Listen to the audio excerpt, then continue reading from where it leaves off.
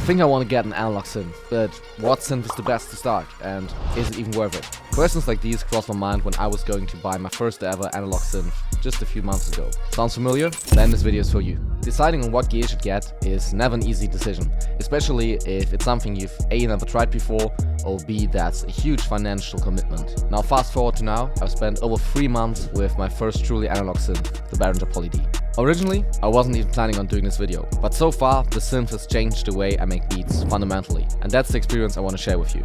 So this video is divided into 3 chapters. In the first chapter, I'm going to give you a short demo and we're going to cook up using the synth. In the second chapter, I'm going to talk about hardware versus software and why I enjoy using a hardware synth so much. And then in the third and last chapter, I'm going to talk about the Behringer Poly-D and why I think that it's the best synth for producers to get started with analog gear. So let's jump straight into it. Alright, now before we can even get started with using the synth, we have to tune it first, because it's a fully analog synth, so it doesn't tune itself automatically. So what I'm gonna do is enable that tuner, enable.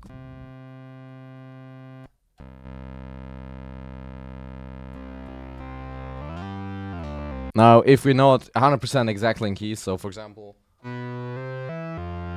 we're always like a few cents off, it doesn't really matter, because, you know, that's literally the analog sound and grit and imperfection that we want to have. Now, when I make a melody with the synth, I always like to use some sort of starter, because it's mainly a mono synth, so it's best for like leads and arps and basses. So having like some sort of chord progression already going on is definitely a great idea. Dude, this starter is crazy. We can also try to use like textures. Yeah, that wind texture is sounding crazy. I want to have some sort of rhythmic pattern going as well, so I'm just gonna add S pulsar to the texture.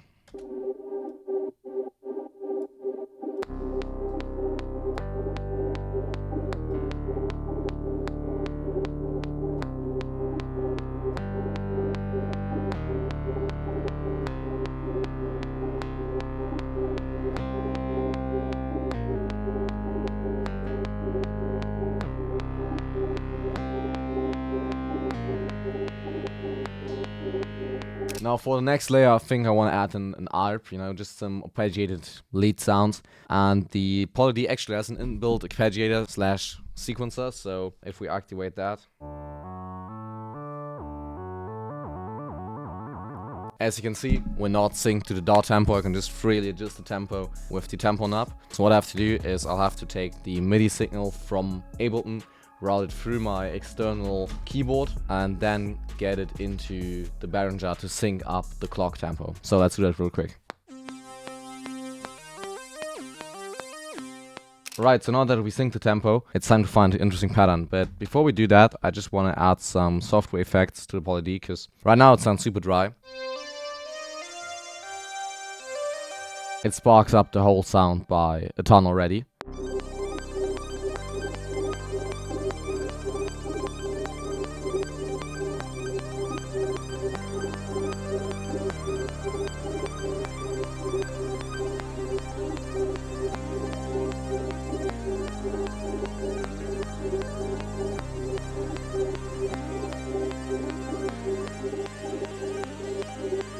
And boom, there we have that Mike Dean sound, that epic bass plus arp, and, you know, a little bit of background texture.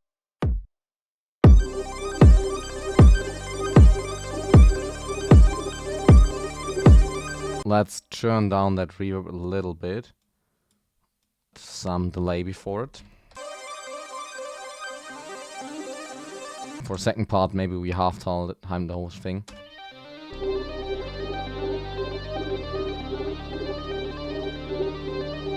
So that already sounds crazy, like the vision my is going hard. Let's add some accents.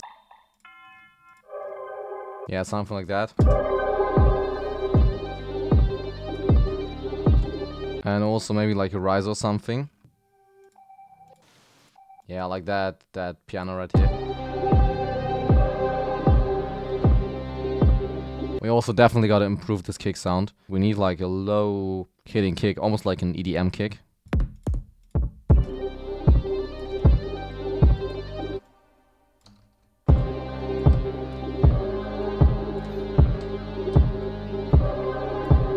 Then right here we want to drop into like an actual trap beat.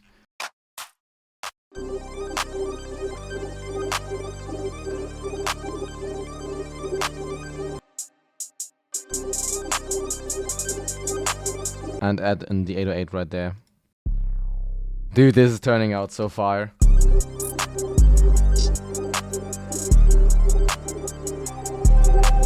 For this part, I also want to EQ out a little bit of the lows of, our bass that we recorded. And then also I want to sidechain it to the 808. So basically I'm taking the input of the 808, and every time that 808 is hitting, it's cutting away a little bit of the volume of that sub bass.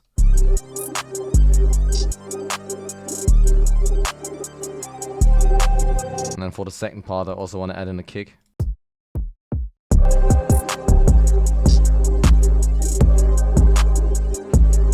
Yes, sir, this is going hard. We only need like a few open hats perks.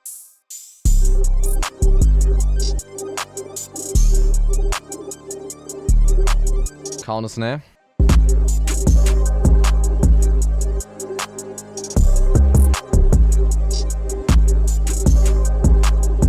Let's maybe add the zap in, just like as a cool short accent.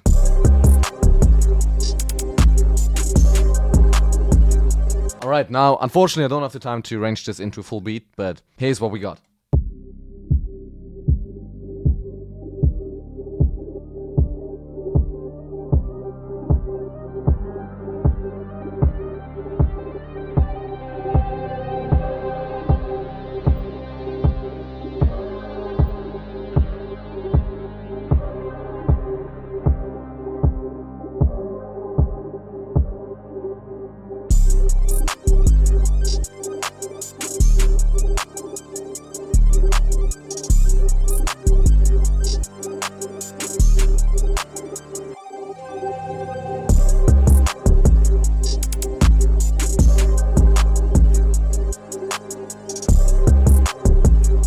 Unfortunately, I don't think that we could get this placed as, the beat is just all over the place. We have a lot of elements in there, but on its own it sounds crazy. And if you would take away a few of that elements, you would probably have a pretty much placement ready beat for people like Travis Scott, Mike Dean, that type of shit.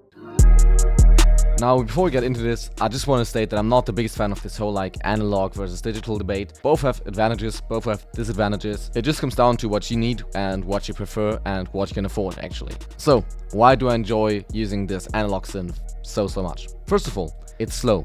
It's analog, so it doesn't have any presets, I have to create every sound from scratch. I have to tune it every time I use it. I have to turn knobs in order to change parameters. It just slows down my workflow, but I actually like that because it gives more sense to the music I'm actually creating. It makes more sense when I'm creating certain sounds to actually think about what do I want this to sound like and, not just to pick a random preset out of Analog Lab. Second of all, it's haptic. That means I can touch the parameters. I can change them by turning a dial, by turning a knob, and every parameter is hardwired to that one knob, so it's not like clicking on your screen with a mouse and changing parameters in a virtual synth that, with the screen changing every few seconds. It also makes it easier to learn for your brain, because it's really easier to remember what things do if you have something physical, like, that synth that you can touch. Third of all, this thing is and sounds alive. And by that I don't mean like the analog sound, like the imperfections, the slide out of tune. There's good ways to emulate all of this stuff with software nowadays, But what I mean is actually the way that the music lives, because I can't just click in notes on a piano roll and have them played perfectly in time at exactly the same volume. It just doesn't work like that. I have to play in everything in real time, so there's gonna be certain imperfections that makes the music that I make with this sound more human and more natural. Also, because I record everything in real time and I can physically touch the parameters, I'm way more likely to actually record automation, if you will. So, for example, manipulating the cutoff of the filter while I'm playing a synth line. I probably wouldn't care to do that if this was software, but in the end, these small things, these small automations, these small imperfections, these are what makes the music sound real, human, and authentic. It brought a lot of fun back into my music, and that's exactly what I wanted to portray with this video. Now, all of these stuff are not specific to the Behringer Poly-D, to the synth. But I also think that the Behringer Poly-D is actually a great way to start your synth collection as a producer. And why is that? That's what we're gonna discuss in the third chapter. Let's go. Now before I talk about the things that I like about the synth, let's just take a second to talk about the disadvantages. So first of all, this thing is an analog synth and it's a truly analog synth, which means that you don't have presets and you don't have a tuned synth. Every time you use it, you have to tune it again. And once it was on for like an hour or so, you have to tune it again, because it gets out of tune pretty quickly. Now for me, that isn't a big disadvantage, but I can totally understand if that's not something you're looking for, because you might have the greatest patch of all time and then you turn a few knobs and all of a sudden it sounds.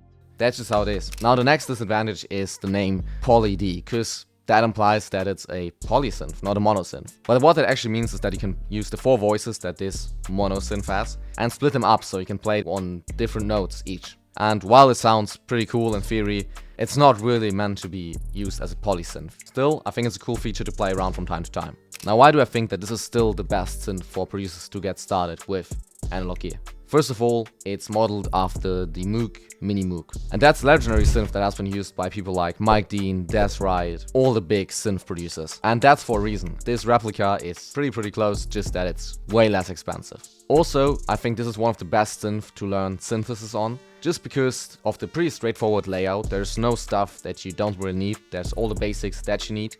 And there's no presets, so when you want to get good sounds out of this, you have to sit down and learn how to make your own patches. Or at least you have to copy somebody else's patches and, you know, learn synthesis by that. Now for me, that's one of the main reasons why it's so fun, just turning knobs and playing around with synths. But I know a lot of producers that have a lot of hardware synths and they're still just using the presets. And come on dude, you have that thing sitting right there, use it. Now besides that, the build quality of this thing is surprisingly good. It has a full-size keyboard, everything feels good. These panels are actually made out of real wood, they're not just plastic as I thought before I bought it. And all of this at the amazing price of just around $600. And don't get me wrong, $600 is a lot of money. But once you get into synthesizers and analog synthesizers especially, $600 sounds super cheap. Now with all this been said, hope you guys enjoyed this video. Definitely let me know what you think about hardware and hardware synths.